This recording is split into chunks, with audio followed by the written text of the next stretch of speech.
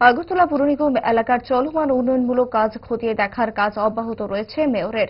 আজও শহরের বিভিন্ন উন্নয়নমূলক কাজ ঘুরে দেখলেন মেয়র বিধায়ক দীপক মজুমদার।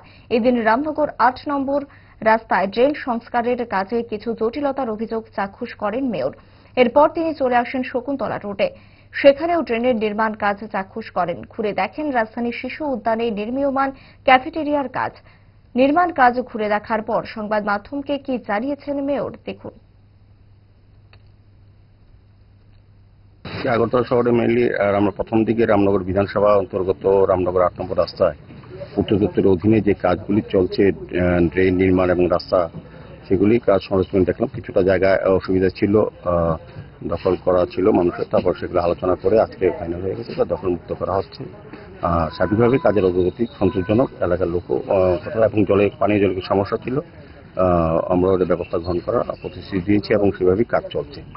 পরবর্তী সময় আমরা শকুন্তলা রোড আগরতলা শহরের প্রাণকেন্দ্র, যেখানে দীর্ঘদিন বছর ধরে বৃষ্টির জল জমে থাকতো, সেই থেকে সামনে রেখে একটা প্রজেক্ট করা হয়েছে, ড্রেন নির্মাণ করা হয়েছে, পাশাপাশি রাস্তাটাকে উঁচু করা হচ্ছে। সেদিকে লক্ষ্য রেখে আমরা কাজ শুরু হয়েছে এবং কাজ খুব সুন্দরভাবে চলছে। সেটা আজকে পরিদর্শন আমরা বেরিয়েছি। আমার সঙ্গে আমাদের স্মার্ট সিটি সাহেব আছেন, আমাদের কমিশনার সাহেব আছেন, আগরতলা মিউনিসিপাল কর্পোরেশন এবং অন্যান্য আধিকারিকরা আছেন।